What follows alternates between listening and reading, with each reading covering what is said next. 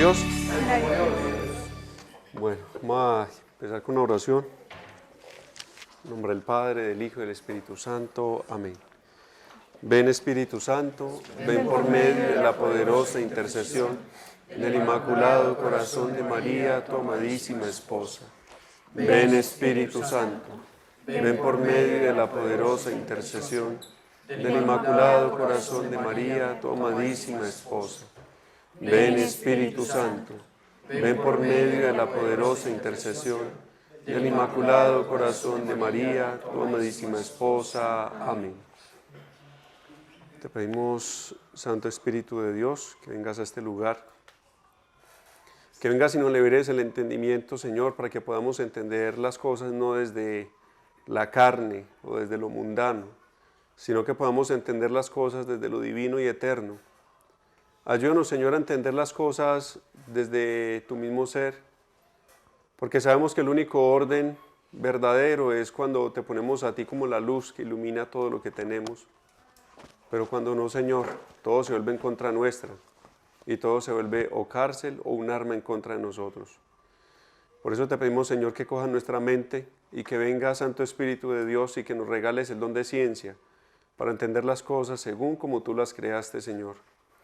Que toda esa mentalidad mundana, egoísta, lujuriosa que hemos venido trayendo, inclusive a veces hasta camuflada en la vida espiritual, sea definitivamente quemada con las verdades divinas. Pedimos la intercesión de todos los santos, de los ángeles, especialmente de nuestra buena Señora, que la purísima, la inmaculada, que nos ayude a entender todo de acuerdo al plan de Dios. También te pedimos, Señor, que el demonio no se pueda aprovechar de las palabras que digamos para deformar la conciencia, para irse a otros extremos, para coger de pronto repudio o inclusive vergüenza de tu plan, Señor, sino que podamos vivirlo según tu divina voluntad. Yo te pido, Señor, que a través de estas palabras también sea liberado nuestro entendimiento, tanto los presentes como los que verán este video más adelante, para que esta atadura que Satanás ha impuesto, estas cadenas de la lujuria, ya sea por defecto o por exceso, ya no puedan atarnos más, que podamos volar hacia el amor verdadero, Señor. Bendita sea tu pureza y eternamente lo sea, pues todo un Dios se recrea en tan graciosa belleza. A ti, celestial princesa, Virgen Sagrada María, yo te ofrezco en este día alma, vida y corazón. Mírame con compasión, no me dejes, Madre mía. Mi corazón a tus plantas pongo, Divina María, para que Jesús lo ofrezca junto con el alma mía. Amén. Gloria al Padre, al Hijo y al Espíritu Santo. Como era en el principio, ahora y siempre, por los siglos de los siglos. Amén. En nombre del Padre, del Hijo y del Espíritu Santo. Amén. ¿Quién como Dios? Nadie. Bueno, vamos a retomar entonces. Acabamos de pasar entonces el año, pero además del año, los primeros 5 puntos del reglamento. 4, mejor. Los primeros 4 porque este es el quinto. Vamos entonces con el quinto punto. Ya llegamos a la mitad del reglamento. ¿Qué tal les ha parecido el reglamento? Yo creo que ha sido una luz gigante para la vocación matrimonial en la comunidad, ¿no? Poder como que afinar muchas cosas y el Señor ha dado luces en muchas otras. Creo que ha sido bastante bueno. Ya lo están pidiendo las otras provincias y localidades. Lo han estado pidiendo mucho. Entonces ha sido un gran acierto pues que hayamos empezado aquí y después de haber hecho algunos ajustes poderse dar en otras localidades. Entonces bueno, ahí la gente está deseosa pidiendo por dónde uno va, es el reglamento, cómo va. Y obviamente con el reglamento tenemos todo un piso de formación y espiritualidad, ¿cierto? Para que no se entienda como que el reglamento es o por un lado espiritualidad nomás, porque contiene mucha formación. Ustedes que han tenido la oportunidad de leerlo saben que está sustentado de tal manera que Roy nos pidió, de tal manera que sin nada de tapujos se le presente un obispo y así lo hemos tratado de hacer. O sea, con todo el sustento teológico, doctrinal, antropológico, y obviamente no solamente formación ni espiritualidad, sino que también tiene un contenido espiritual porque contiene nuestra espiritualidad, contiene nuestro carisma, nuestra espiritualidad. Entonces es una formación muy buena para matrimonios que yo creo que, como hablamos algún tiempo, pues bendito sea Dios, no se dio antes Dios sabrá por qué. Ahora tenemos la gracia que se nos dé a nosotros ahora. ¿Quién como Dios? Nadie como Dios. Bien, el quinto punto entonces es uno de los temas que más hay que trabajarle en la comunidad. Todos los temas hay que trabajarlos, como hemos visto hasta ahora, que cada Dale, cosa que amor, hemos el hablado, título. Matrimonio misionero y una sexualidad de ti. yo lo leo menos. Cada cosa hay que hablarlo. Gracias, introducción. Por ejemplo, el tema del trabajo es una de las cosas que poco se había hablado en la comunidad y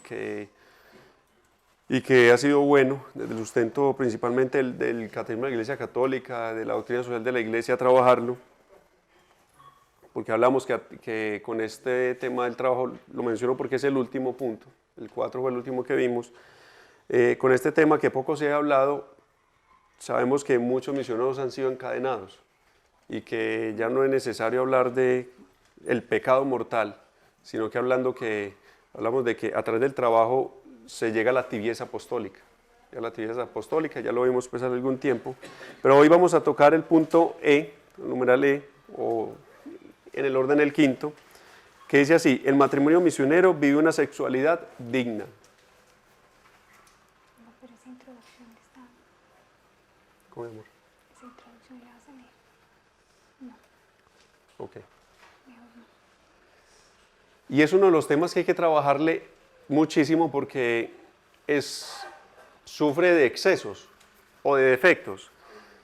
Por un lado, muchos misioneros tienen la concepción, digamos que sobre todo los que vienen de un periodo de castidad, estando solteros y luego se casan, ven la sexualidad como si fuese como consecuencia del pecado, o hay que tolerarlo, o es como que bueno, porque toca.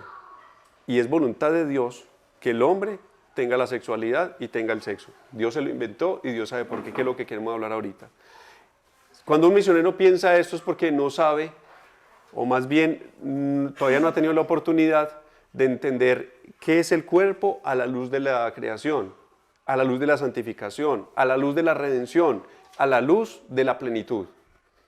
Porque el hombre no puede ser pleno solo en el alma. Eso significaría que tiene solo una parte del gozo. El hombre es pleno cuando llega a tener la felicidad del cuerpo y del alma. Y el espíritu entonces le anima y le da gozo. Cuando uno cree que la felicidad solo es del alma, entonces nunca va a llegar a la plenitud, porque en el fondo puede tener algo de esta herejía de los puritanos, que creían que el cuerpo era malo, que el cuerpo era horroroso y que la gran liberación se daría cuando el alma estuviera libre del cuerpo. Y eso es una herejía, porque ¿quién creó el cuerpo? Dios lo creó. Ahora, está el otro exceso de aquellos misioneros que piensan que una vez se casaron, y perdonen la expresión que voy a utilizar tan fuerte, pero muchos utilizan el matrimonio como una legalización de la lujuria, para ahí sí darle rienda libre y para seguir en su egoísmo. Como quien dice, el matrimonio es el carnet o el permiso para ahí sí ser egoísta. Y entonces se desbordan el placer, y donde se utiliza, no se ama, sino que se utiliza el cuerpo de la otra persona, y no es donde se busca la santidad, sino que se busca el remedio para la concupiscencia. Y vamos a ver que el remedio para la concupiscencia no es precisamente el placer que se tiene en la relación sexual. El remedio para la concupiscencia se llama plenitud. O sea, el amor que siente un hombre y una mujer cuando sienten el placer corporal, que es válido, es digno cuando se hace de acuerdo al orden de Dios, pero no solamente cuando se hace placer corpóreo, sino que llega la plenitud cuando se da esa unión de almas y se llega al amor. Por eso, si hay problemas en las relaciones sexuales, la clave no es aumentar el placer en la relación sexual, la clave es aumentar el amor. ¿Quién como Dios? Ay, como Dios. Pero entonces, antes de empezar digamos que a tratar de subsanar estos dos extremos, vámonos primero hacia arriba. Vámonos primero a lo que Dios ha querido. ¿Quién como Dios? Ay, como Dios. Del libro del Génesis, capítulo 2.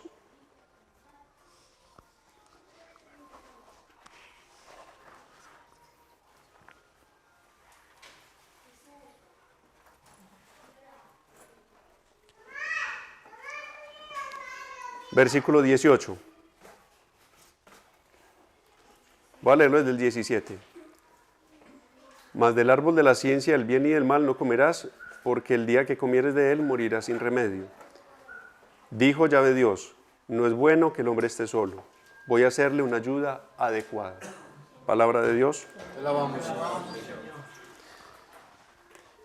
Sabemos que cuando Dios crea al hombre, le da de todo, le da animales, le da vegetales, le da terreno, le da de todo. ¿Y el hombre qué sentía? Se sentía solo, sentía un ¿qué? Un vacío. Quiere decir que el hombre, aunque tenía todo esto, la comida, los animales, no se sentía, escuchen eso que es la palabra que van a escuchar toda esta noche, no se sentía pleno, no sentía plenitud. ¿Y por qué les digo? Porque puede ser que el hombre tenga sexo día y noche y no sentirse pleno. Porque aquí la clave es la plenitud. Entonces Dios vio que el hombre no estaba pleno. ¿Por qué? Porque el hombre no tenía con qué compartir, no tenía con quién compartir el amor que él le había dado. No tenía con quién compartir ese amor. Y ese amor, escuchen esto tan clave, y no tenía con quién compartir ese amor porque no le entendían el lenguaje del amor. Porque con los animales, que son sensibles al amor y a la caridad, pero el hombre no se comunicaba en amor, el hombre transmitía solo amor. Y la clave entonces, ¿por qué por qué Dios le da a la mujer como compañera? Y no era simplemente por cuestiones de trabajo, sino porque había una comunicación de amor. Y así fue que el hombre, cuando se comunica en amor, llega a la plenitud. Dios crea al hombre en estado de amor. Sabemos que lo creó el barro, pero Dios creó al hombre ¿por qué? Por amor. Porque Dios en su infinita misericordia quiso darse, quiso compartir, quiso inclusive tener una comunión de amor con el hombre. Y entonces Dios le regala a la mujer para que tenga un signo visible de ese amor que él le tiene. Dios entonces creó al hombre en estado de amor y el hombre llega a la plenitud cuando comunica ese amor. El hombre es pleno cuando comunica el amor. ¿Quién como Dios? Nadie como Dios. En ese orden, Dios después no creó otro hombre. O sea, no fue que Adán se sintió solo, entonces Dios dijo, muy bien, entonces voy a crear a Evo. No, Dios crea ¿a quién? A Eva. Porque le hace una ayuda adecuada. ¿Estuvo bueno lo de Evo o qué? Me acordé de Evo Morales. ¿De quién? Ay, pensó por un lado de Bolivia este hombre. Entonces, Dios no crea otro hombre, sino que crea a la mujer. Y esto por una razón. Porque Dios no solo instituyó el sexo para que pudiera procrear la raza humana. Dios creó el sexo, hombre o mujer, para que hubiese una identidad en el amor. Y esto es muy clave entenderlo, de que el hombre y la mujer tienen una identidad en el amor. Porque no es que yo sea un humano y tengo el sexo de hombre, o yo soy un humano y tengo el sexo de mujer. No, es que yo soy hombre o soy mujer. El sexo no es algo que se tiene, el sexo es algo que se es. Y entonces aquí podemos tener un argumento muy claro contra la ideología de género y la nueva y todo esto que quiere el transhumanismo y todo esto que quiere acabar con la identidad de hombre y mujer. Y es que claro, por eso es que sabemos que estas cosas no generan plenitud. O sea, sabemos a ciencia cierta que un hombre se hace homosexual y por más que quiera tener relaciones con otro hombre, por más que sea fantástico en tal cosa, ni el placer, no le genera plenitud. Y una mujer, por más lesbiana que sea, por más amor que experimente con otra mujer, nunca va a llegar a la plenitud. Porque es que esto no es algo adherido, esto es lo que somos. El sexo es lo que somos, pero recuerden, ¿a la luz de qué? Voy bajando en un hilo. ¿A la luz de qué? Del amor. Es una identidad que yo tengo en él, amor. Lastimosamente lo vemos en un sentido solo biológico. Yo soy hombre porque tengo pene, y mujer porque tiene vagina. No, es que eso va mucho más allá. O sea, ser hombre o ser mujer no solamente es el cuerpo expresa esa identidad y es lo que soy, pero también el alma tiene una identidad y por eso el orden es en el orden del amor que tenemos esa identidad. Uno ama como hombre y ama como mujer y esto es clave entenderlo a la hora de tener una relación sexual. ¿Cuál es el papel del hombre? ¿Cuál es la identidad del hombre y cuál es la identidad de la mujer? Por eso el que más sabe las relaciones sexuales se llama Dios, porque Él las creó. ¿Y como Dios? Nadie como Dios. Vamos bajando en el hilo entonces ya sabemos que fuimos creados por amor. Dios por amor nos da esa compañía idónea y nos da esa identidad en el amor. esa identidad en el amor tiene unas cosas comunes que se llaman, el padre Ignacio Munilla le llama los deseos del corazón.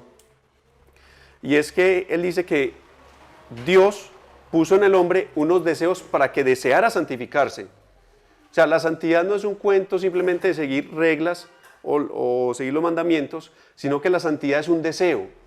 Y uno tiene que desear ser santo.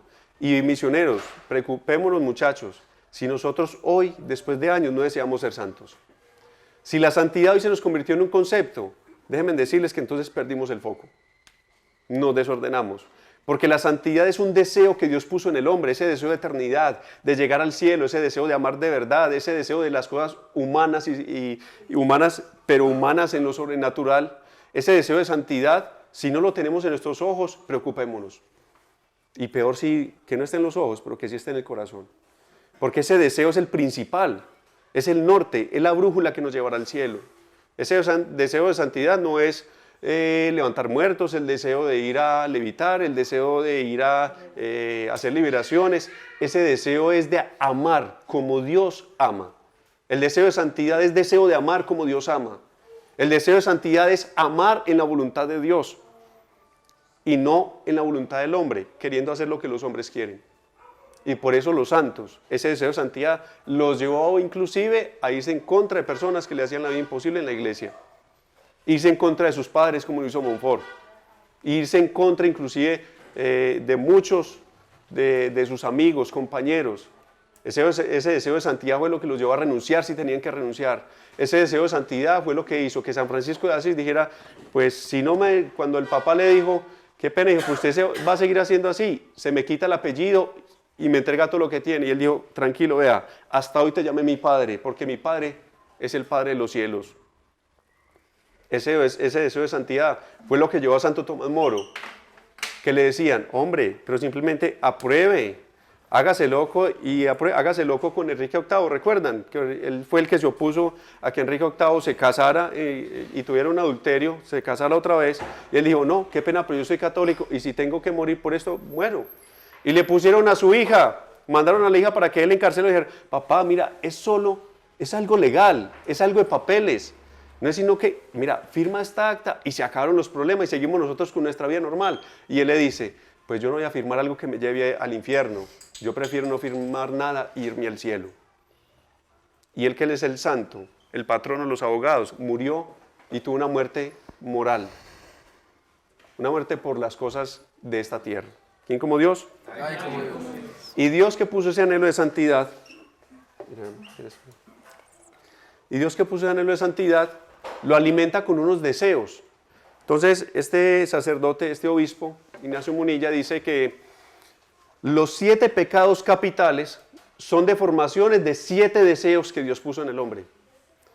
Entonces, no voy a ampliarlos todos, pues vamos a ir al tema que nos toca, y es que Ignacio Munilla dice, pues al deseo que Dios puso de comunión, de comunicarse, de entregarse, viene el pecado original y lo convierte ¿en qué? En lujuria.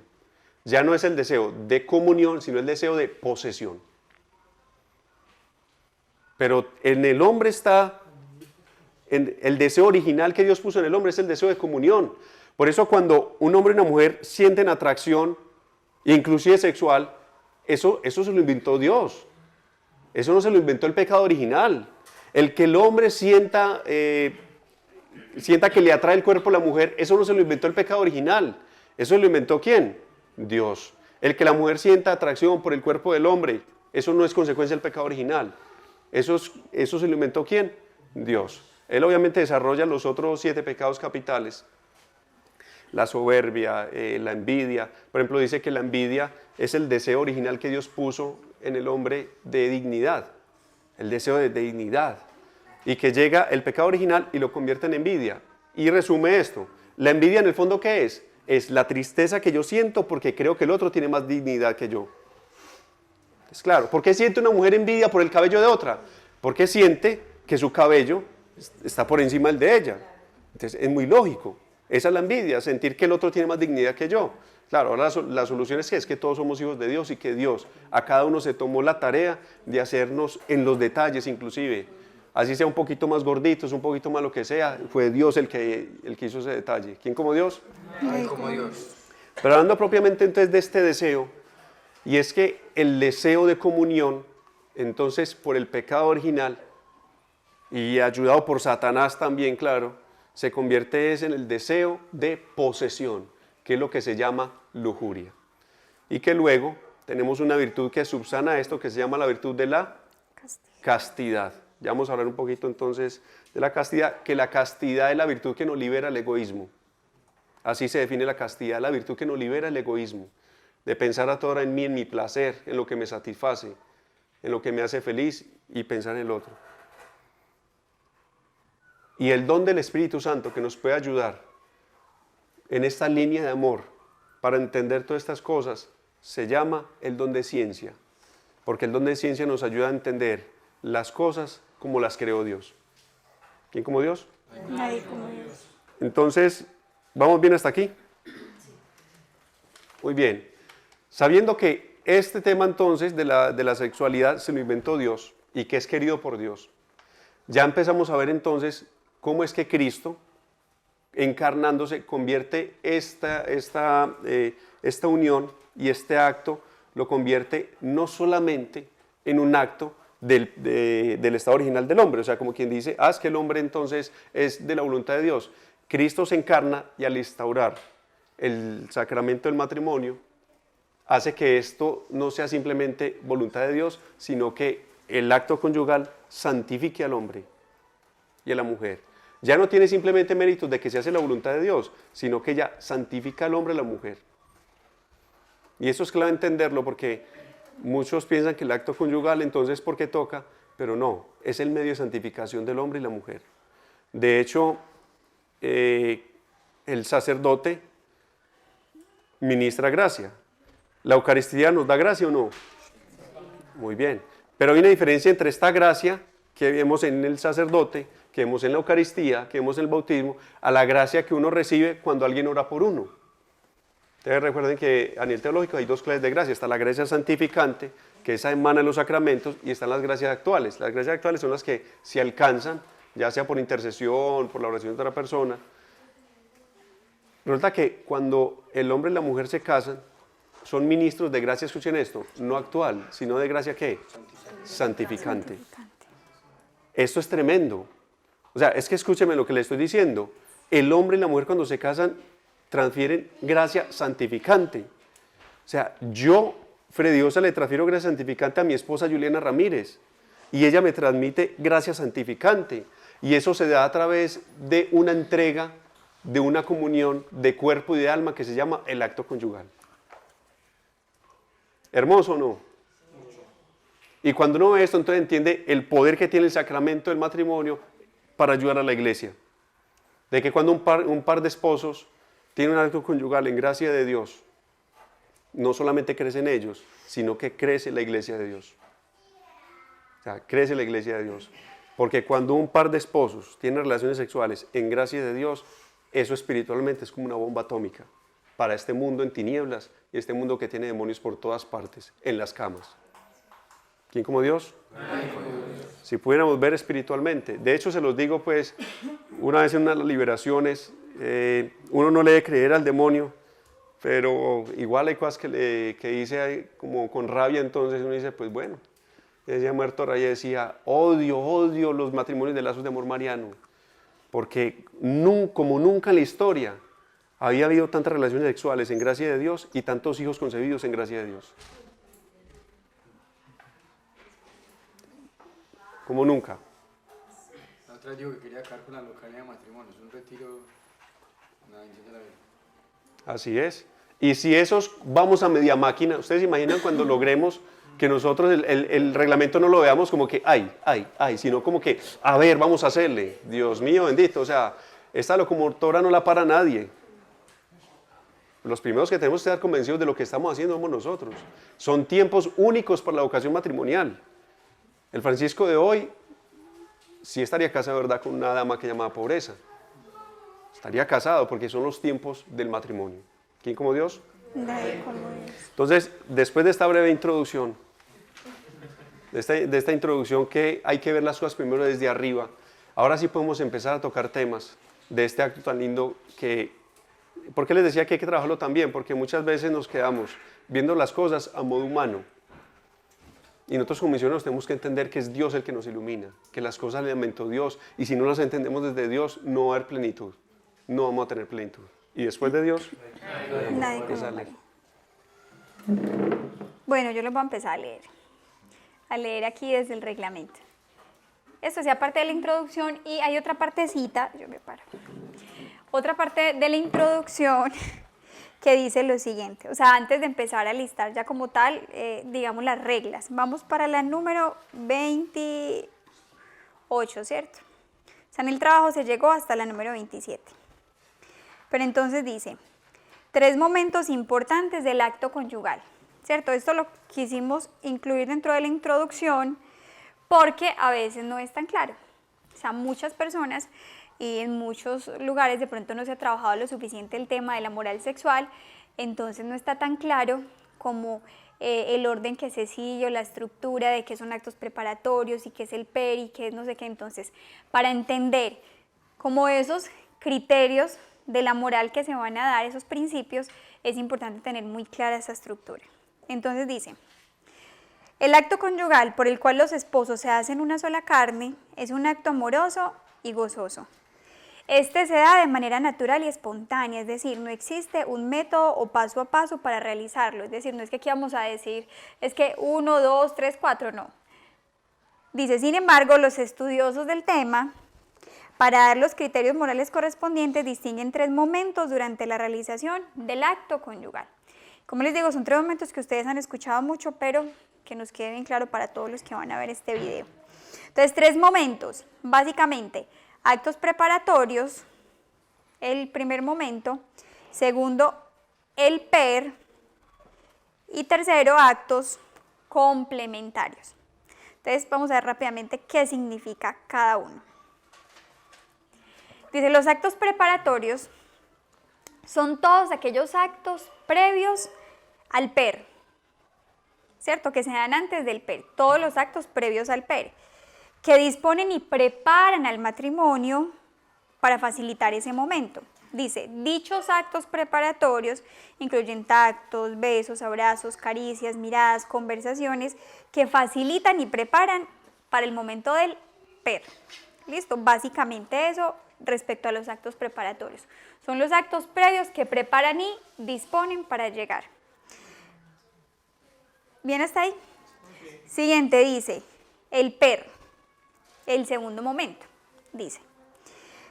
Este es el momento, aquí me gustaría decir una cosita más, para que quede aquí, yo sé que en las charlas de moral sexual se habla de este tema, y es que los actos preparatorios son muy importantes sobre todo teniendo en cuenta las diferencias que hay entre hombre y mujeres, ¿cierto? Hemos escuchado muchas veces y conociendo la psicología del uno y del otro, que por lo general el hombre es más dispuesto siempre al acto sexual, ¿cierto? O sea, el hombre llega mucho más rápido, está casi siempre listo, dispuesto, se excita, digamos, fácilmente, pero la mujer tiende a ser un poco más lenta, ¿cierto?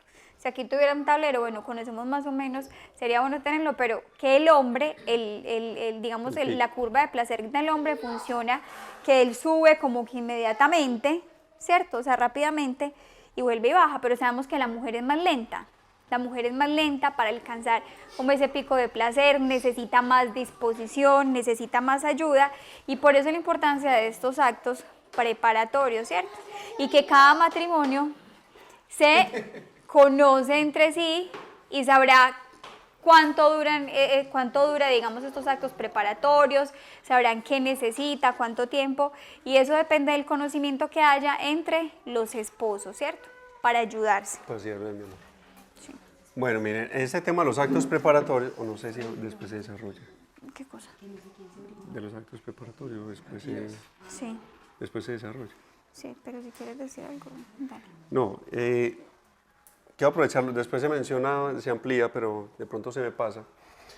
Mire, el tema de los actos preparatorios, como bien decía mi esposa, nosotros sabemos que el hombre está no es que casi siempre, es que siempre está dispuesto, ¿cierto? Y la mujer, pues, requiere una preparación más previa. Pero esto no quiere decir que el hombre no tenga que prepararse. O sea, porque muchas veces se habla esto y nosotros hemos hablado, no, que el hombre siempre está listo, entonces ya, no, un momentico. El hombre tiene que prepararse en algo muy importante, en ternura. En ternura. ¿Ven por qué les digo que generalmente lo hablamos así a término biológico no, un momentico, es que el hombre tiene que prepararse en ternura. Y esa preparación, como el hombre siempre está listo, esa preparación tiene que ser ¿qué? Siempre. Y esa preparación en ternura es, a ver, a mí me sorprende mucho a Jesús, porque es que Jesús no es simplemente el que andó predicando por ahí, no fue el que levantó un muerto y ya, y como que, no, Jesús era tierno.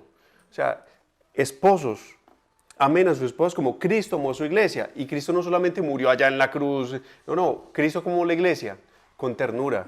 Cuando llega el ciego y le decía, no puedo ver, Jesús ¿qué se le daría diciendo, listo, que vea? Pero Jesús ¿qué hacía? Lo tocaba, se acercaba, le tocaba los ojitos. Cuando un paralítico le decía, bueno, entonces listo, levántese, no. ¿Qué dice el Evangelio? Le cogía de la mano, o sea, Jesús lo tocaba, Jesús era tierno con la iglesia. Hay que ver con los apóstoles como les habla con ternura, hay que ver con todo, o sea, la ternura que tenía Jesús. Aquí entonces la preparación del hombre debe ser en ternura, pero obviamente sabemos que por la división que creó el pecado original en nosotros, de esa división entre carne y alma, entre amor y sexo, esa preparación debe ser, escúchenme en esto, con ayuno. La preparación del hombre para ser tierno con una mujer debe ser con ayuno. Porque se necesita una fuerza sobrenatural y que la gracia actúe para que eso se dé. Y para no ser simplemente un ogro cuando toque, o una bestia cuando le toque la relación sexual, y sea de verdaderamente el rostro de Dios. Y veníamos hablando de que fuimos creados en amor y que ser hombre es una expresión del amor de Dios, pues sencillamente ese acto conyugal es la expresión que yo le doy a mi esposa como hombre, el amor de Dios. ¿Y será que Dios la va a violentar? ¿Y será que Dios va a buscar simplemente su desenfreno? ¿O será que Dios perdería la cabeza en un instante de placer? Pues hombre, para eso sabemos que el pecado que tenemos, para eso es muy importante entonces el ayuno. Y por eso no quiere dejarlo pasar, porque a los misioneros hombres no se pueden contentar diciendo, no, es que ella me debe el débito conyugal, un momentico. O sea, claro que ella debe el débito conyugal, así como usted le el débito conyugal a ella. Ahí debe haber ayuno. ¿Para qué? Para que se den amor y con ternura. Para que sea una expresión del amor de Dios y no una expresión del amor del hombre. ¿Quién como Dios? Nadie como Dios. Y ya sabemos pues que la mujer requiere una preparación, entonces saber como hombre también llevar esa ternura con los detalles. No solamente por buscar algo, porque la mujer también es muy sensible a esto y me ha tocado con misioneras que dicen, no, pues yo ya sé, cuando él está tierno, yo ya sé que... Ya sé que lo que quiere, y eso es triste, o sea, eso es triste que sea así. Hay que llevar esa que sea con todo lo que uno tiene, con la expresión corporal, del alma, con las palabras, con los gestos, con los detalles, que simplemente el placer que tiene la relación sexual sea consecuencia del amor que nos tenemos. ¿Quién como Dios? Listo, entonces, el primer momento, los actos preparatorios. Segundo momento, que es el momento central, dice, es el per. Este es el momento principal del acto conyugal, ¿cierto? Dice, todos los demás actos están ordenados a este. No debe ser omitido ni reemplazado por ninguna otra práctica. Esta es la única forma en la que el acto conyugal queda abierto a la vida y que es condición indispensable para que sea lícito y agradable a Dios. Entonces, segundo momento, el per. Sabemos que es el acto central, que toda la preparación o actos previos que se den debe ser para llegar hasta allá, ¿cierto? Que el matrimonio debe llegar para que haya una relación verdaderamente completa, humana, digna y como Dios la quiere, ¿cierto? De abierta a la vida. ¿Qué significa la palabra per? Bueno, eso lo hemos escuchado muchas veces, aquí lo voy a decir. La P quiere decir la penetración, es decir, que el pene debe penetrar en la vagina de la mujer. La E de eyaculación, es decir, que el hombre, como lo hemos escuchado siempre, debe eyacular dentro de la vagina de su esposa y no por fuera, porque lo contrario sería el famoso pecado de onanismo que tanto conocemos y que es tan grave. Y la R de retención, que es decir, retención del semen recibido por parte de la mujer. Incluso aquí citando a Antonio Rollo Marín, dice que la falta voluntaria de una de estas tres condiciones constituye un pecado mortal, ¿cierto? O sea, es importante que tengamos ese criterio claro. Todo acto conyugal, para que sea, digamos, como Dios lo quiere, agradable a Él, humano, digno, debe cumplir siempre con el PER. Y un tercer momento son los actos complementarios. Entonces dice, una vez cumplido el PER, en el que se espera ambos cónyuges hayan alcanzado la unión amorosa, no se recomienda terminar la relación de manera inmediata, abrupta o brusca, pues esto no favorece al amor conyugal, ¿cierto? Y estos, como los actos preparatorios, dependen de cada matrimonio, ¿cierto? Dependen de cada matrimonio, de las necesidades de cada uno, en atención, digamos, lo que hemos dicho muchas veces, no es pues que se cumplió el PER, entonces ya el hombre eyaculó y se voltea para el rincón y deja a su esposa, ¿cierto? O viceversa, sino que por eso en los actos complementarios es como una forma de determinar también progresiva y amorosamente esa relación según las necesidades de los esposos. Bueno, eso es así rápidamente un recorderis de ese pequeño esquema que se maneja, ¿cierto? Actos preparatorios, el PER y actos complementarios. Entonces ahora sí dice, una vez entendido este esquema podremos entender con mayor claridad los criterios sobre moral sexual. Entonces empecemos, 28, ahorita sí el punto 28. Dice, el matrimonio misionero está llamado a vivir la castidad conyugal. Esta será la virtud encargada de custodiar el amor y liberarlo del egoísmo, del peligro de convertir al propio cónyuge en un medio para alcanzar la autosatisfacción. Entonces esta regla 28 nos habla de la castidad conyugal. Y vamos a ver qué es eso, la primera aclaración que hay que hacer. Claro. O sea, empecemos por la castidad, ¿cierto? Y empezamos hablando hablando ya de la sexualidad, se empieza por la castidad, porque mi esposo les explicaba, ¿cierto? Que aunque el placer es una creación de Dios, que aunque la sexualidad es una creación de Dios, el demonio nos ha tergiversado y nos ha llevado hasta la lujuria. Y es la castidad la que nos libera de la lujuria. Es el antídoto, ¿verdad? ¿Qué es la castidad conyugal? Primera aclaración con rojo y mayúscula, porque es que eso sí... Primero, castidad conyugal no quiere decir abstinencia de relaciones sexuales. Y eso tiene que quedar muy claro, ¿verdad? Porque entonces, ay, sí, entonces vea, vamos a vivir un año sin tener relaciones y no sé qué. O vea como los papás de Santa Teresita, mire ellos que vivieron 10 meses sin relaciones sexuales, sin tener no sé qué. No, no, no. Mucho cuidado con eso. Y de hecho, perdón, ahora que mencionas los papás de Teresita, tuvieron una dirección espiritual y fue donde el director espiritual dijo que no iba de acuerdo al estado de vida que ellos tenían. O sea, que no era que estuvieran haciendo un acto de virtud, sino que antes no se estaban yendo de acuerdo al estado de vida que ellos escogieron. Así es.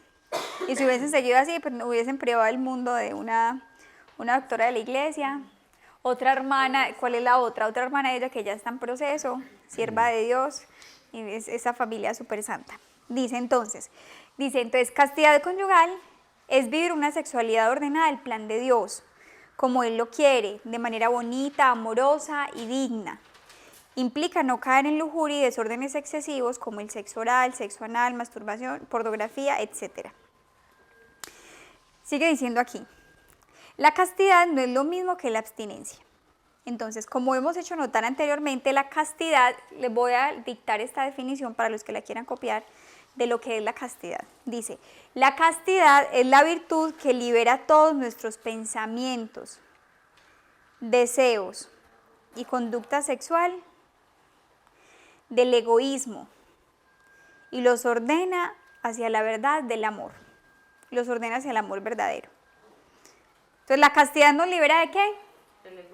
Del egoísmo, es decir, del egoísmo de querer usar al otro. O sea, ¿qué nos lleva a la lujuria? La lujuria lleva al hombre, cuando digo el hombre me refiero en general, hombre y mujer, ¿a qué los lleva? Al egoísmo de querer usar al otro cónyuge, sea el esposo o la esposa, y utilizarlo como un objeto que me brinda placer, ¿cierto?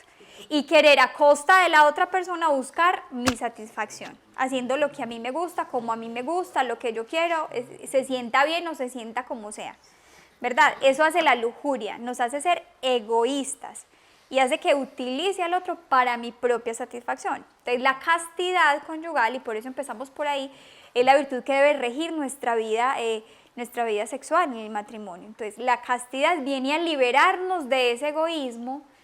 Por eso habla incluso mi esposo del ayuno, que tiene mucho que ver, porque es que hay que hacerse una ascética, hay que hacerse violencia, se necesita conversión para lograrlo, ¿cierto? Para liberarse de ese egoísmo y ya no usar al otro para mi satisfacción, sino que a través de esa sexualidad amar al otro, hacer feliz al otro, hacer sentir bien al otro y así ambos poder alcanzar esa plenitud.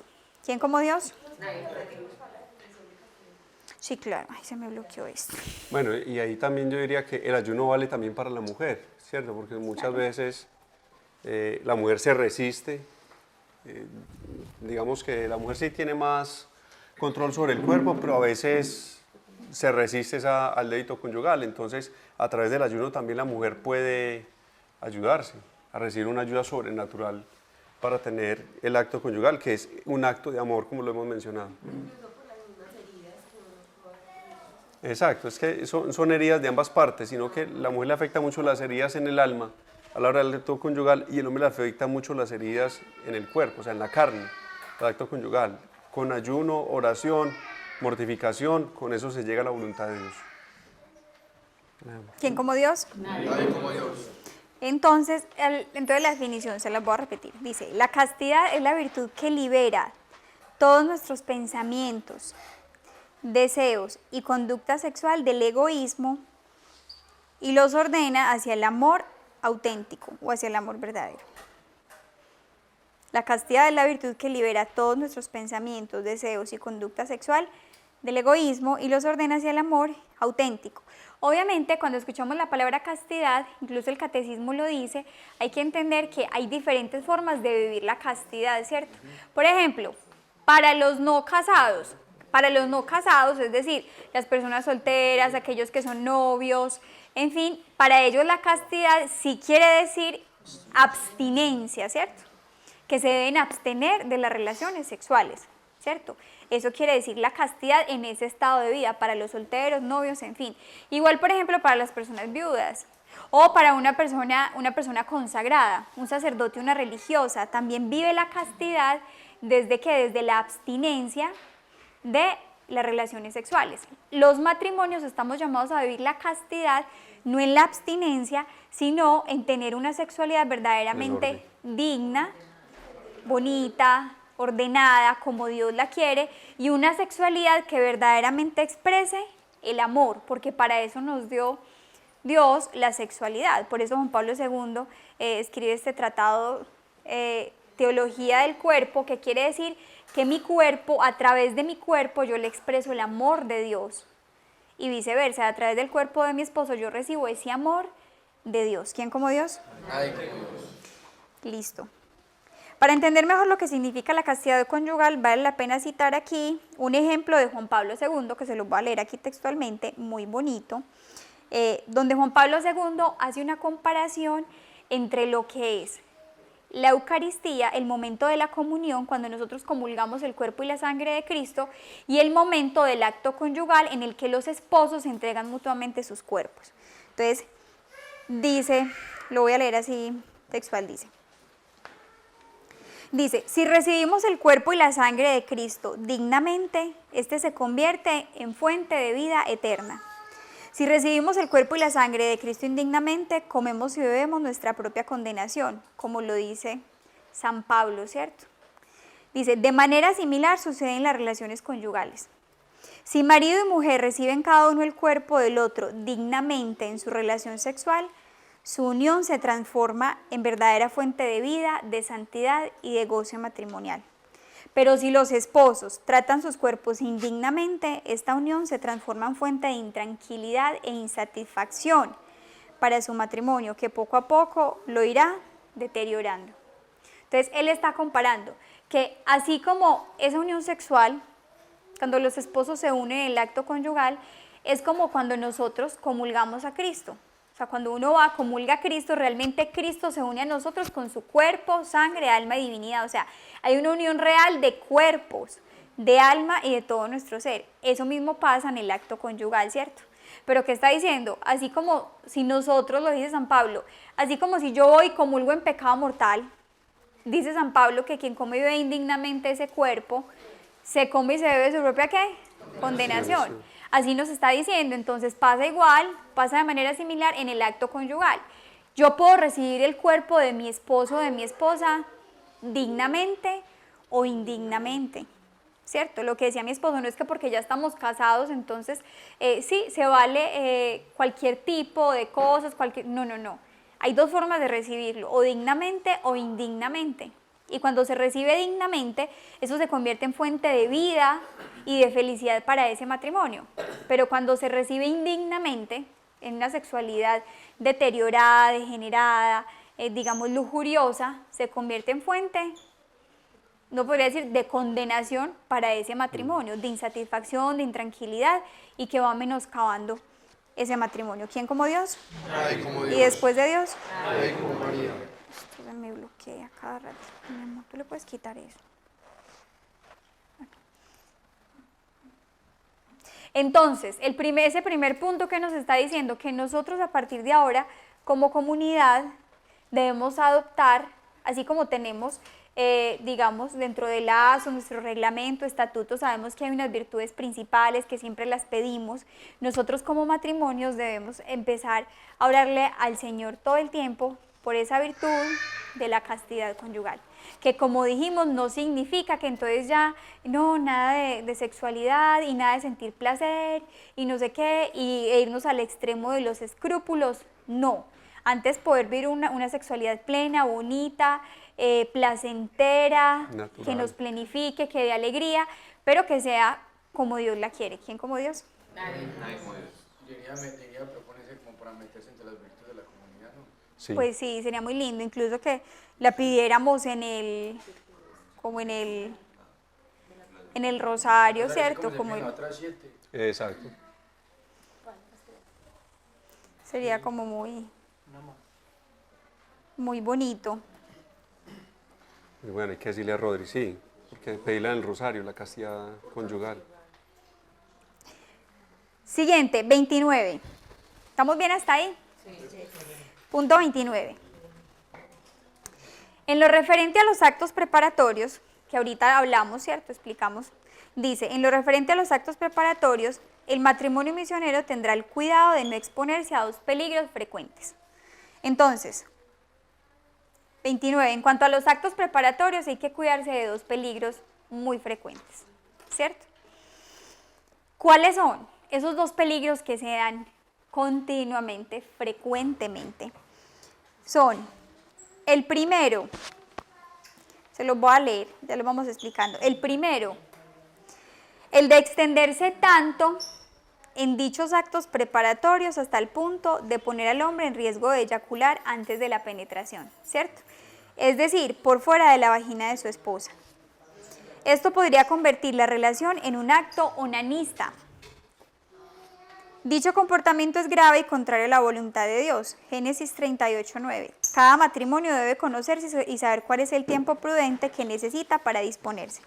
Entonces, retomo ahí.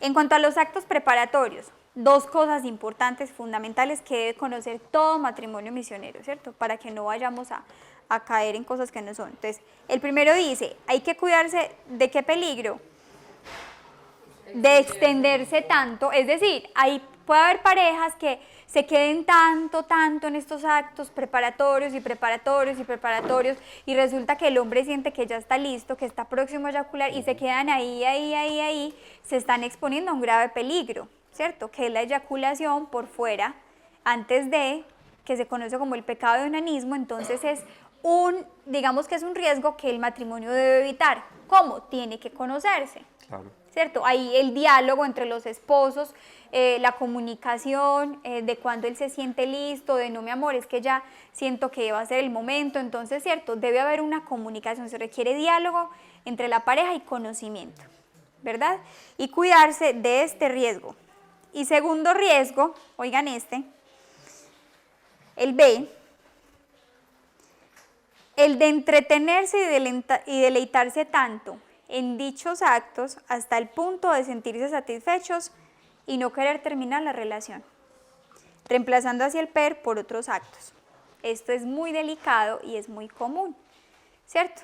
Que entonces en actos preparatorios, y meten dentro de actos preparatorios, todo se mete supuestamente dentro de actos preparatorios, y, en fin, y se quedan ahí, y se pueden sentir también tan satisfechos que entonces simplemente terminamos, ¿qué? Reemplazando el PER, el momento de la penetración, que es el momento central donde realmente se consuma ese acto conyugal, ¿cierto? ¿Vamos bien hasta ahí? ¿O hay alguna inquietud hasta ahí? Listo. ¿Hay preguntas, inquietudes, sugerencias? Entonces, retomo. De actos preparatorios, 2 peligros. ¿Cuál? El de extenderse tanto hasta que haya una eyaculación antes de, y el segundo, de entretenerse y deleitarse tanto con ellos, de ya no querer terminar dicho acto conyugal. O sea, pasa de ser un medio para el acto a convertirse en un fin. A convertirse en un fin.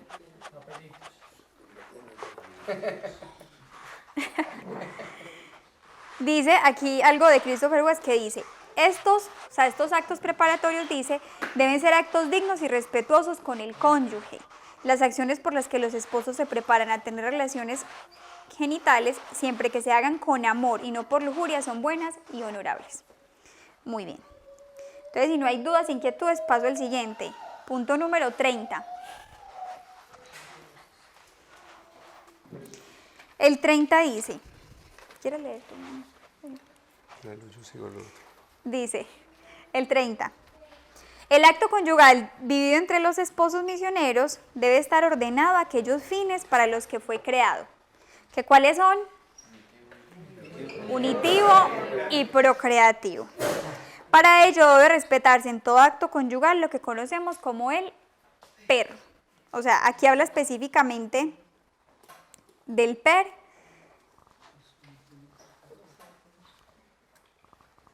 Dice, por la unión de los esposos se realiza el doble fin del matrimonio, el bien de los esposos y la transmisión de la vida. No se pueden separar estas dos significaciones o valores del matrimonio sin alterar la vida espiritual de los cónyuges. Entonces, en este punto se nos está diciendo algo muy clave, que no se puede separar ese valor unitivo y procreativo, que siempre deben estar unidos, ¿cierto? Que los dos fines del acto conyugal son la unión entre los esposos, acrecentar ese amor, ese apoyo, esa comunión, ayudarse el uno al otro, en fin, pero que también está ligado siempre a la procreación y que siempre se deben dar estos dos fines de manera conjunta, o sea, quitar uno de los dos, separarlos, es de suyo inmoral y grave, y por eso se debe dar siempre el PER. El PER es la condición fundamental para que esto se cumpla, ¿cierto? Si no hay PER, no se están cumpliendo estos fines, ¿cierto? O se están separando, entonces es grave. Siguiente, el 31.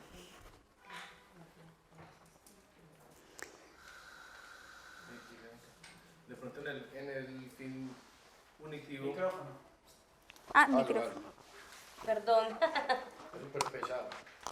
Cuidado con los zapaticos. De pronto en el fin unitivo tener en cuenta de que no es para solucionar problemas, sino para crecer como matrimonio. De pronto hay dudas de que, o personas que van a la relación para arreglar los inconvenientes que tienen durante el día o eso, ¿cierto? ¿Me doy a entender? Ya. Sí, es verdad, claro, que se puede usar pues como un momento, sí.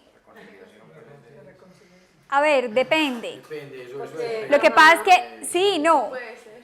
O sea, momentos sí se aplica y no aplica, o sea, puede ayudar. A ver, ¿cuál es el punto? Yo entiendo más o menos, creo que entiendo el sentido en que lo quieres decir, que la relación sexual no se puede usar como para tapar huecos.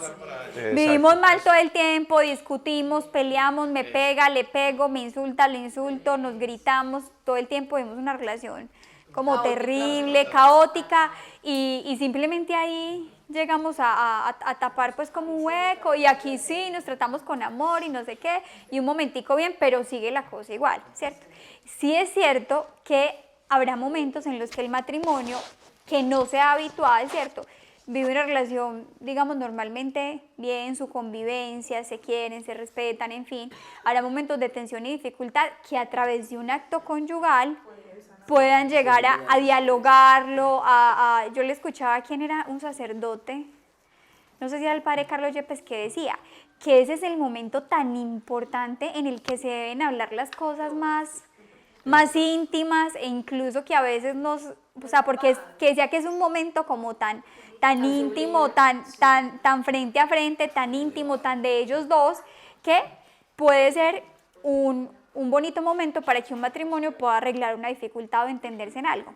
Pero entonces, en ese sentido, o sea, no es que lo vaya a usar para tapar huecos o como... Sí, que el problema es que se convierte en un vicio, pues, el sentido de que esa es la fórmula de solucionar.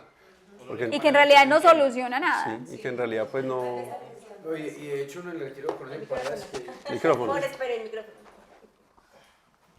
Que me regaña Julio. De hecho, en el retiro hay parejas que no se les ha tocado, que realmente son funcionales así. Entonces, ¿uno qué hace? Pedagógicamente los acompaña para que, porque muchas veces les dice, no, es que tienen que quitar eso. Si usted les quita eso, en el momento no van a ser capaces de hacer un proceso. Tiene que ya lo es más. Eso, tiene que hacerlo pedagógica, porque puede llegar la recomendación, no, es que si no funciona, vea, eso es malo, pecado, entonces él lo llega y los tubra. Creo que alguna vez pasó eso, y de hecho el padre Alfonso llamó a Walter, cuando era Walter, le pegó una enjabonada. Le digo, hermano, sí, que es que vea, es que eso hay que llevarlo pedagógicamente. Hay gente que no es capaz de mandar un machetazo de una, como usted le dicen, que corte ya, y los dejaron a ellos sin base. O sea, ellos, desafortunadamente, no es lo que dice Juliana.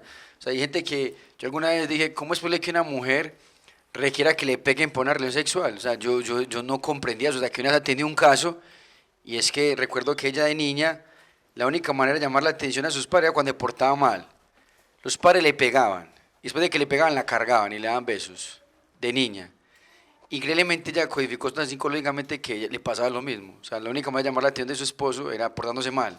Le pegaba y luego tenían sexo. O sea, tenía un trastorno, o sea, que no organizara eso psicológicamente. Entonces una vez se lo ve de afuera y dice, no, eso está, pero venga, métase allá para que acompañe ese proceso.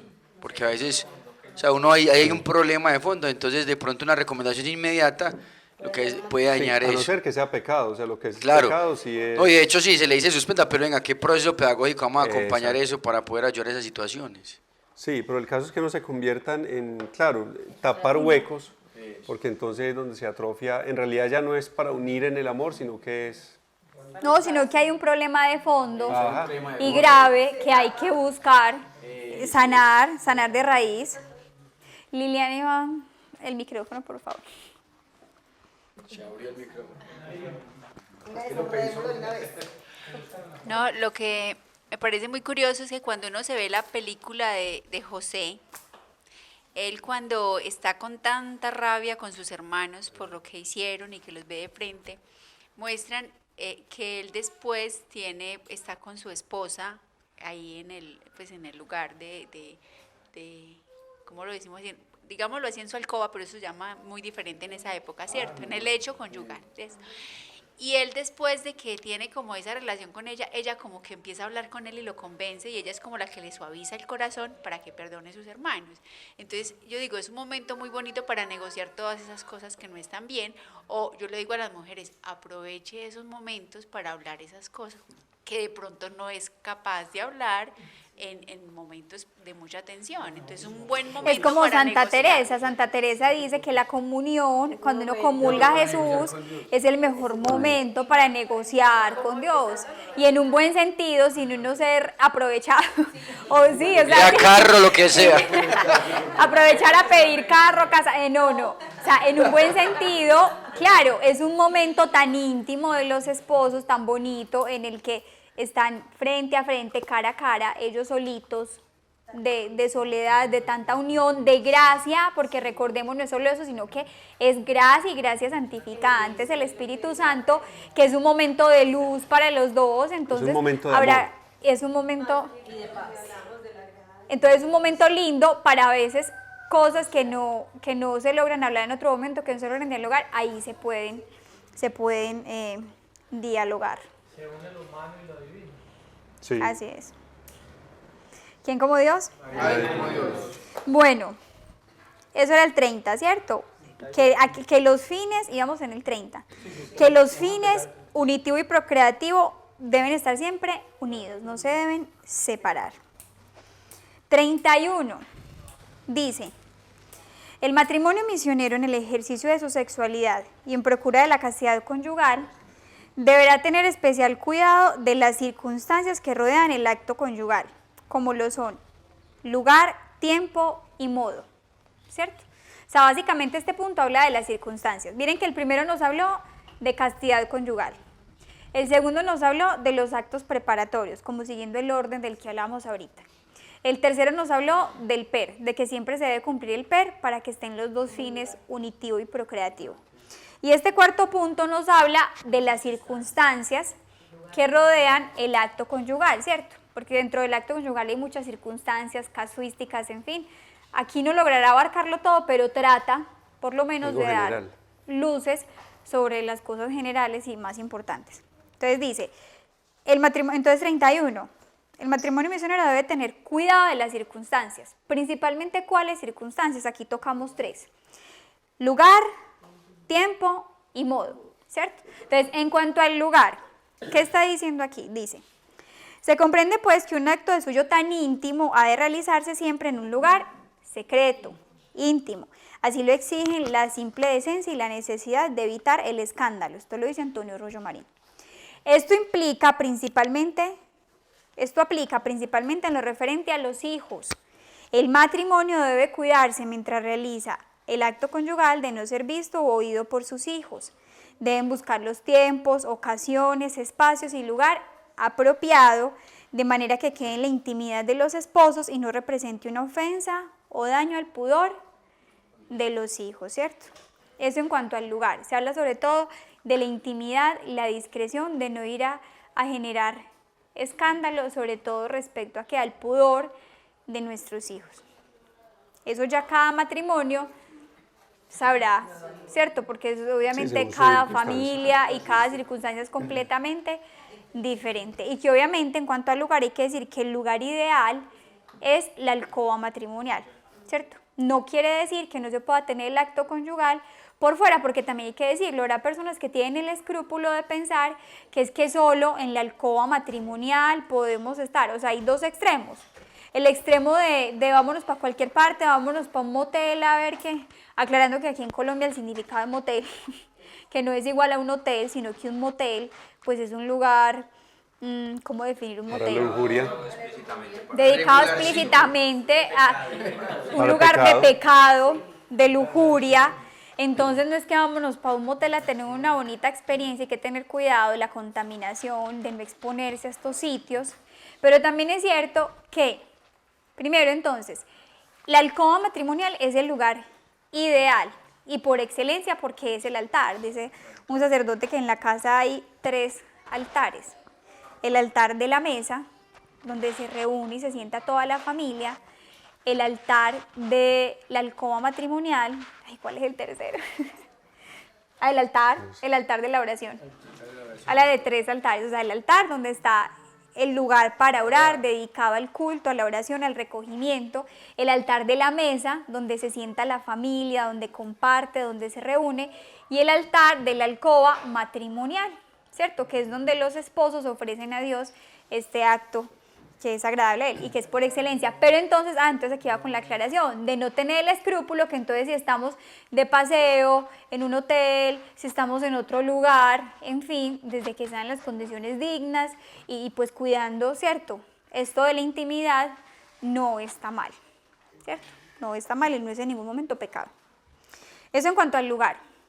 Segundo, en cuanto al tiempo, hablando de las circunstancias, el tiempo, dice, la frecuencia del acto conyugal está determinada por cada matrimonio. No existe una regla moral al respecto. Es decir, no hay una regla que diga cada semana, 2 veces a la semana, todos los días, 1 vez al mes, en fin, eso lo va definiendo cada matrimonio en su conocimiento. Sin embargo, es necesario cuidarse de 2 extremos.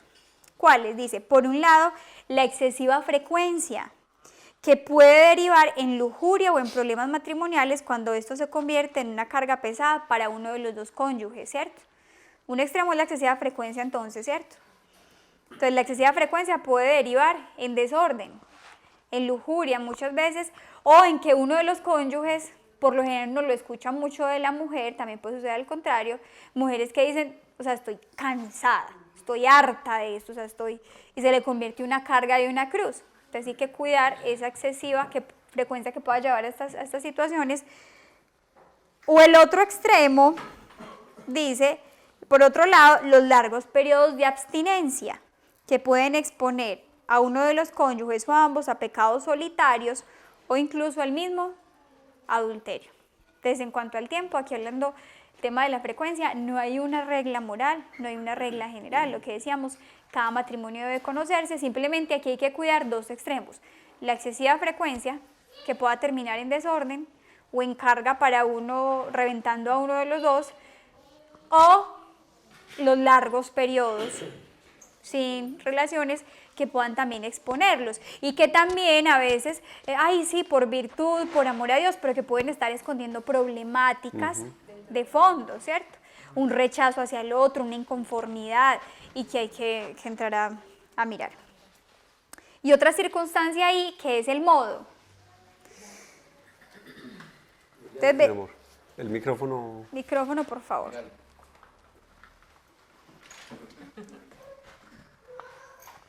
Cuando se habla del tiempo, no es importante tener en cuenta el momento que la mujer tiene que estar con la menstruación. Y de igual modo, cuando ha tenido después del parto. No hablan del tiempo sobre eso. Sabes que no lo pusimos acá, pero sí es bueno. Si El es bueno, sí podemos incluirlo. Si es buena cosa tenerlo aquí presente. Tú puedes escribir por ahí mismo. Eso sería ahí como pues, una pregunta, lo que dice Bren. ¿Eso implicaría una falta de caridad o un pecado mortal? A ver, pero repítela completa. Para Digamos para que quede completa. Respecto a lo que dice Bren sobre la menstruación y el posparto, ¿implicaría una falta de caridad pues para, no sé, con la esposa o es un pecado mortal? Miren. A ver, en cuanto a esa pregunta, y es que, hablando del tiempo, entonces, o sea, cuando la mujer tiene la menstruación o cuando la mujer está en periodo de posparto, entonces dice, o sea, ¿sería una falta de caridad o sería incluso pecado tener la relación sexual con la esposa? Pues a ver, lo que pasa es que, por ejemplo, ¿cómo? A ver, lo que pasa es que, por ejemplo, en cuanto a la menstruación, no, o sea, hablar de pecado, no podemos hablar de pecado, ¿cierto? Ya es cuestión de higiene, en fin, ¿cierto? Pues no es lo ideal, de incomodidad, de higiene, no es ideal ese momento, pues. Pero si un matrimonio, y si la esposa está de acuerdo y si a ella le parece, pues hay voluntad y libertad en eso, pues, digamos, no podemos decir que haya pecado, ¿cierto? No. En cuanto al posparto, pues la verdad, Antonio Rollo Marín habla ¿cómo?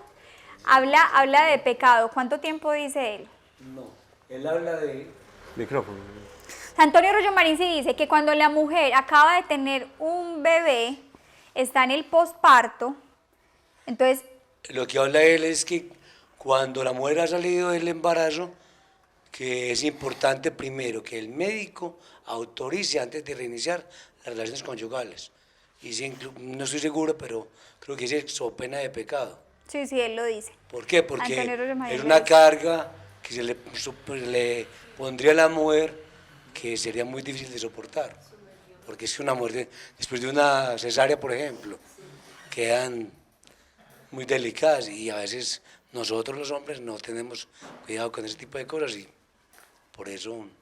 Antonio Rollo Marín, en Teología Moral para Seglares, él lo dice, pero me gustaría tenerlo, pero no lo tengo aquí, para la próxima clase podemos leerlo textualmente. Leerlo textual.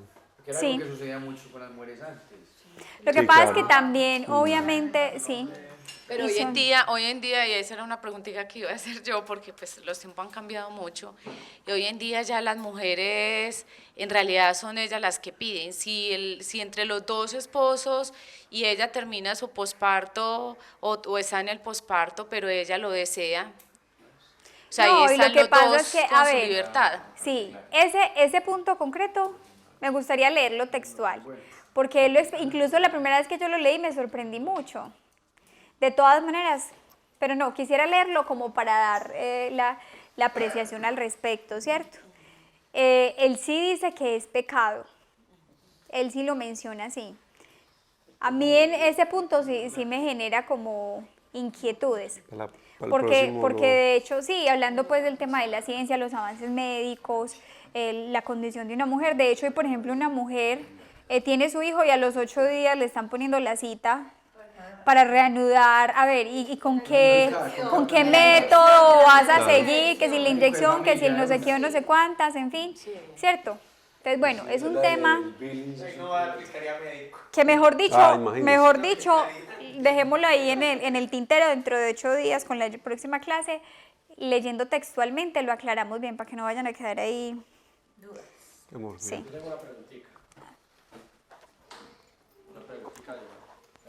No, yo tengo una pregunta.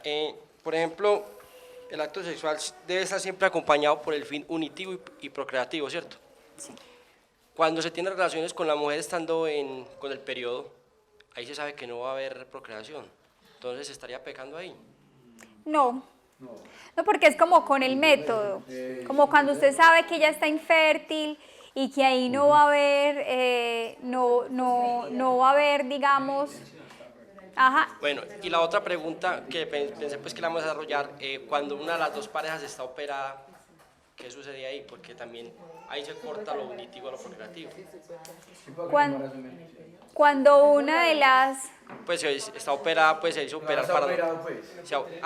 Sí, o sea, ya cometió un pecado mortal como tal. O sea, si esa persona se confesó, ya está perdonada y está en gracia de Dios, ¿cierto? Si ya hizo ese acto.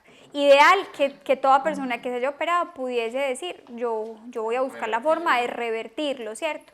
Pero aún así no, si la persona ya se confesó, recibe la absolución. pero igual ya No está el pecado por no ser un No. en reparación puede llevar el método. Eso, y el consejo no es que tenga que revertir la operación, o sea, es decir, porque muchas veces uno puede llegar a la cosa, no sé ya, pero usted cómo era. Vengan, el micrófono, nos salimos de... Eso. Espera, amor, espera. La gente se relaja, nos relajamos. O sea, porque de todas maneras, digamos que ya se confesó y todo eso, pero no sé, una pregunta que se me viene es que de pronto uno, digamos que una rectitud diga, pero usted para que tiene que revertir eso. No, o sea, si no es decisión de la persona revertirla, no hay problema, ¿cierto que no?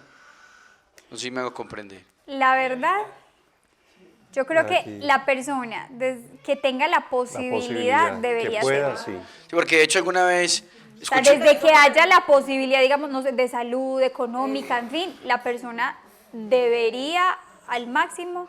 Mire que dentro de, a ver, lo digo como algo que pienso también, yo Claro. no puedo asegurarlo porque es que uno, lamentablemente sobre estos temas, incluso en el magisterio, usted no encuentra más que lo esencial, o sea, lo básico. Entonces, ¿qué diría yo? ¿Yo qué le digo? Yo toda persona con la que hablo en consejería, incluso muchos misioneros tal cosa, le digo, si usted puede, o sea, mirando las circunstancias de la persona, en fin, al máximo, lo ideal es repararlo, o sea, si usted puede, revierta esa cirugía, ¿cierto? O sea, vaya a la raíz. Hay personas que ya no, la edad, la situación de salud, definitivamente la parte económica, que definitivamente no. Pero miren que siempre en el tema del pecado existe el tema de la reparación. ¿Cierto? Que es importante. A muchos otros que no podrán, les digo, fórmese en el tema provida bastante, cuente su testimonio, aconseje a otros que no lo hagan, busque reparar, enseñe el método, o sea...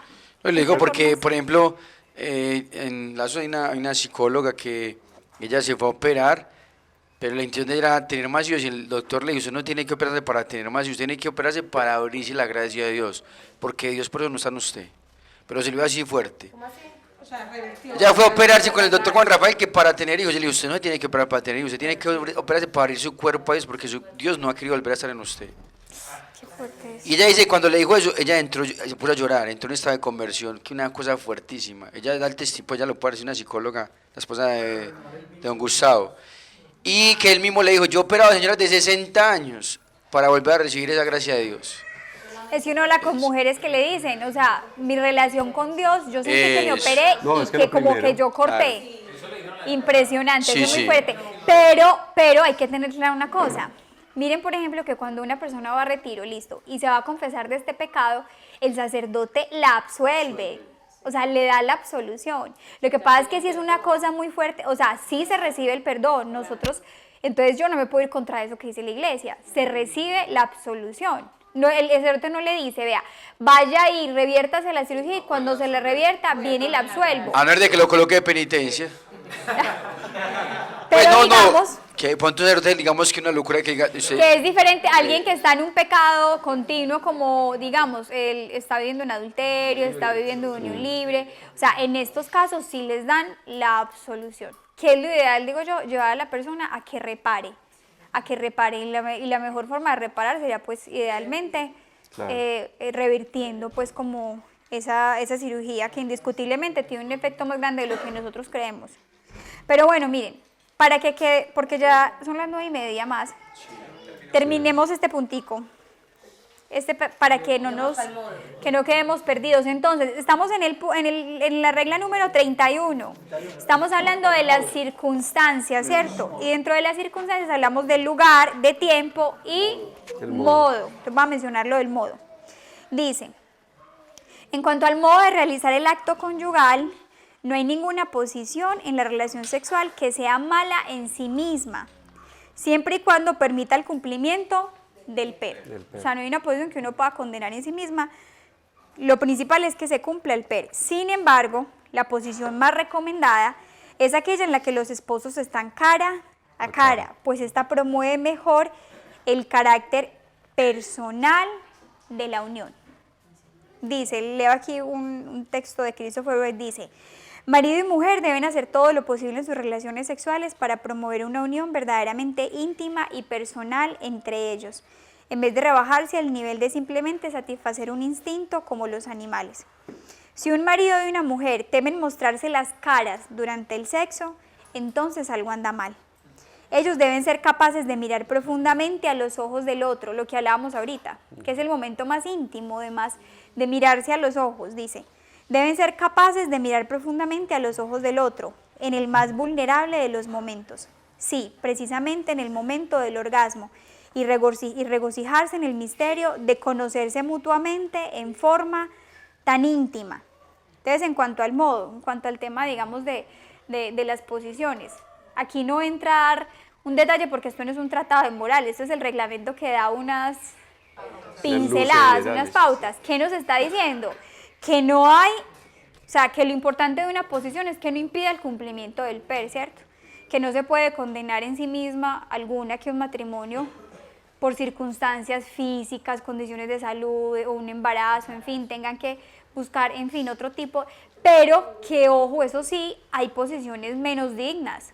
Dignidad. Eso ¿Cierto? que Es cuestión de dignidad, de tratar a la otra persona con dignidad, ¿cierto? Entonces, ¿cuál es obviamente la más recomendada y la más, aquella posición en la que los esposos están cara a cara, en la que se ven a sus ojos, pueden precisamente hablarse, dialogar, expresarse, que es siempre la más face to face. ¿Quién como Dios? ¿Y después de Dios? Bueno, vamos a rezar. En nombre del Padre, del Hijo y del Espíritu Santo. Amén. Ya lo voy a colocar. Santo Espíritu de Dios, te pedimos de nuevo el don de ciencia, regálanos la oportunidad de entender estas cosas no a modo terreno, a modo biológico, sino a modo íntegro. Tampoco pedimos, Señor, entenderlo solo en lo espiritual, no, sino íntegro, así como es el amor que tú nos tienes. Ese amor corpóreo, ese amor espiritual, ese amor de entrega, ese amor sobrenatural y divino, y ese amor natural a la vez. Te pedimos, Señor, que esto ilumine definitivamente nuestro camino de la santidad. Ayúdanos, Señor, a seguir caminando y creciendo en la santidad, Danos la gracia del ayuno, Señor. Danos la gracia de la mortificación, Señor. Danos la gracia de poder gustar de las cosas divinas, para poder así anhelar el cielo, ese cielo que tienes para nosotros. Señor, regálanos anhelo de santidad en todo lo que hacemos, en el trabajo, con los hijos, con la esposa, en la relación sexual, que nosotros en todo busquemos agradarte y amarte, Señor. San Miguel Arcángel, defiéndenos en la pelea, sé nuestro amparo contra la maldad y las acechanzas del demonio. Reprímele, oh Dios, como rendidamente te lo suplicamos. Y tú, oh príncipe de las milicias celestiales, armado del poder divino, precipita al infierno a Satanás y a todos los espíritus malignos que para la perdición de las almas vagan por el mundo. Amén. San Miguel Arcángel, con tu luz ilumínanos. San Miguel Arcángel, con tus alas protégenos. San Miguel Arcángel, con tu espada defiéndenos. Amén.